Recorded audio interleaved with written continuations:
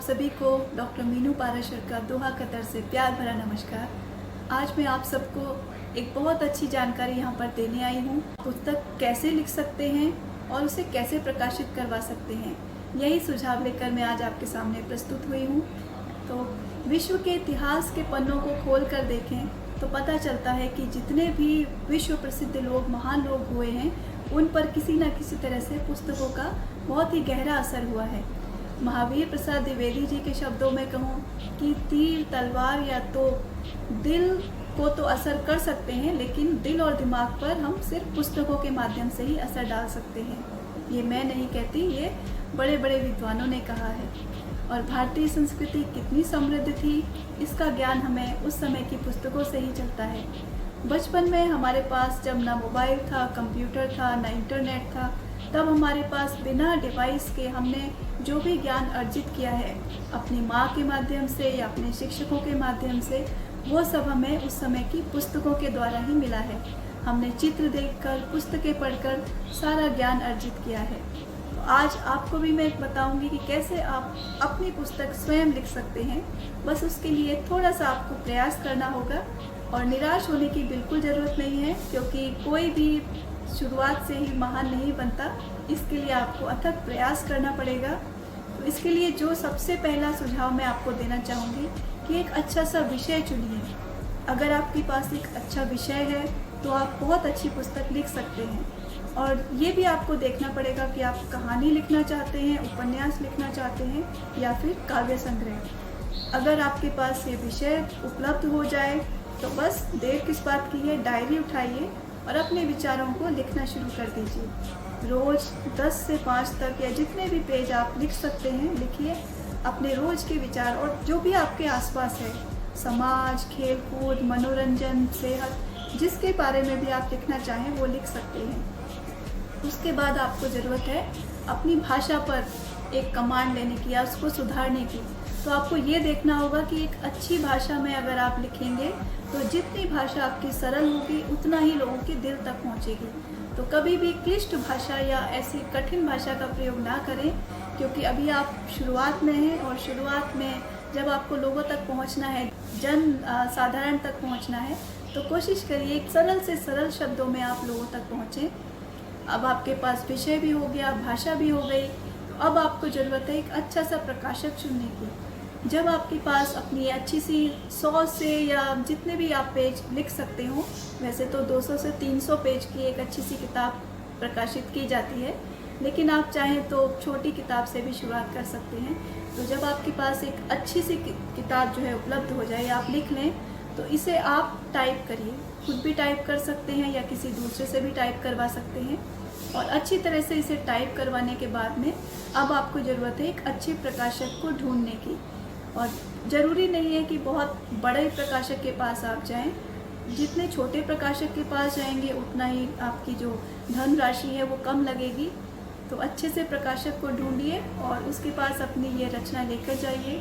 कभी कभी प्रकाशक 2 समीक्षक भी मांगते हैं, ये जानने के लिए कि आपकी रचनाएं मौलिक है या नहीं। तो ये सारी जानकारी आपको जो पुस्तक का जो प्रकाशन है वहाँ से पता चल जाएंगी। अब मैं इसके साथ ही एक और आपको जानकारी दूंगी कि आजकल कुछ और भी तरीके आ गए हैं, जैसे कि ई बुक। तो ई बुक में आपका बिल्कुल भी खर्चा नहीं होता। अलग अलग तरीके के इसमें प्रावधान है कि एक तरीके से आप इसमें सिर्फ अपना एक अकाउंट खोलिए और उसके बाद में अपने जितनी भी रचना है, जो भी है, आप उसको खुद से डिज़ाइन कर सकते हैं या किसी मित्र की सहायता से करवा सकते हैं।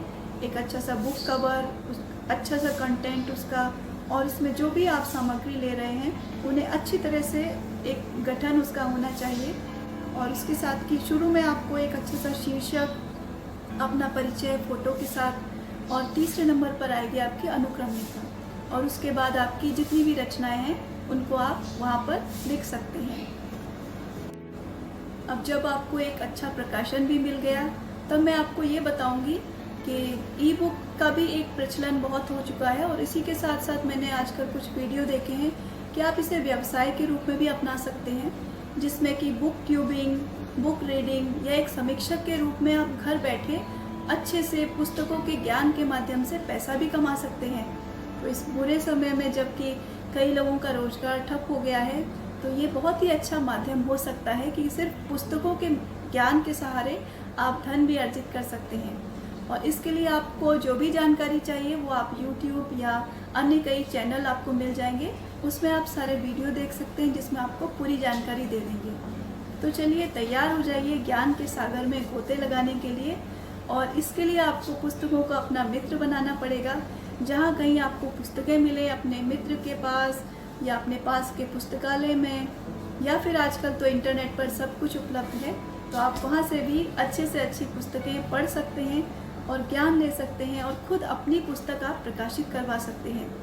तो किताबें ज्ञान का खजाना है, इनमें सब कुछ शामिल है। किताबें हमें सही तरीके से जानकारी खोजने में मदद करती हैं। पुस्तकों के माध्यम से हम अपने विचारों को व्यक्त कर सकते हैं, इसलिए पुस्तकें हमारी सबसे अच्छी मित्र कही जाती हैं। और बचपन से लेकर आज तक हम पुस्तकों के ही माध्यम से बहुत कुछ सीखते आए हैं। एक समय आ गया है कि आप अपने जो अनुभव हैं दूसरों तक भी प्रेषित करें उसको। तो ये हम कर सकते हैं अपनी पुस्तक के माध्यम से।